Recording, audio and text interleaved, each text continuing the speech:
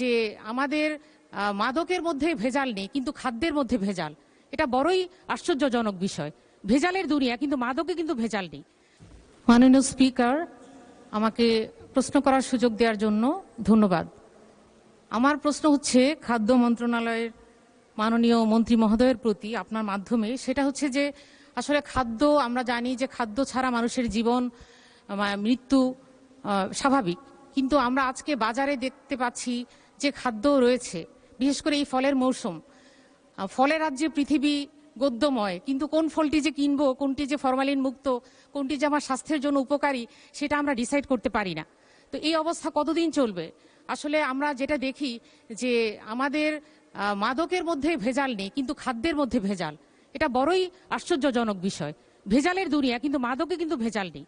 তো আমি মাননীয় আপনার মাধ্যমে মাননীয় মন্ত্রণালয়ের মন্ত্রী মহোদয়ের কাছে আমার প্রশ্ন যে আমরা এই ভেজাল মুক্ত খাদ্য এটা নিশ্চিতকরণে কি ধরনের পদক্ষেপ রয়েছে, খাদ্যের মান সংরক্ষণ এবং জনগণ যেন ভেজাল মুক্ত খাদ্য গ্রহণ করতে পারে সেটা সামান্য হোক, এ ব্যাপারে আমি আপনার মাধ্যমে মন্ত্রী মহোদয়ের পদক্ষেপ জানতে চাচ্ছি।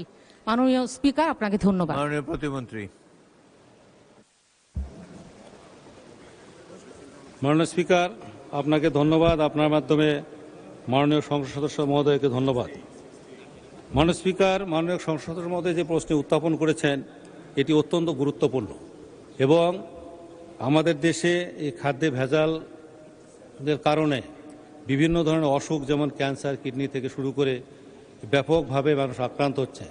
মাননীয় প্রধানমন্ত্রী বিষয়টি সম্পর্কে অত্যন্ত কনসার্ন। মাননীয় প্রধানমন্ত্রী গতকালই এই ভেজাল বিরোধী অভিযানগুলো পরিচালনার জন্য একেবারে ক্ষেত্র পর্যায়ে যারা কাজ করেন, মোবাইল কোর্টের ম্যাজিস্ট্রেট, তাদের সহ সংশ্লিষ্ট কর্মকর্তা এবং মাননীয় মন্ত্রী মহোদয়কে নিয়ে প্রায় 3 ঘন্টা এ বিষয়ে আলোচনা করেছেন এবং কিভাবে এই ভেজাল মুক্ত করা যায় খাদ্যদ্রব্যকে, সেজন্য মোবাইল কোর্ট পরিচালনা সহ অন্যান্য বিষয় নিয়ে কাজ করার জন্য এবং কি করা যায় এ সম্পর্কিত পরামর্শ প্রদানের জন্য একটি কমিটি গঠন করেছেন মাননীয় জনপ্রশাসন উপদেষ্টা মহোদয়ের নেতৃত্বে, এবং আমরা গতকালই সেই কমিটির একটি মিটিং করেছি এবং সেই মিটিং থেকে আমরা কিছু বিষয় সিদ্ধান্ত নিয়েছি যে যারা এই ভেজাল মুক্ত খাদ্য যাতে পরিবেশন না হয় এজন্য যারা কাজ করেন, বিএসটিআই, ভোক্তা অধিকার সহ আমাদের খাদ্য মন্ত্রণালয়ের অধীনে আছে নিরাপদ খাদ্য কর্তৃপক্ষ, আমরা সম্মিলিতভাবে এটি একটা প্রচেষ্টার উদ্ভাবন করব এবং সেই অনুযায়ী চেষ্টা করা হবে।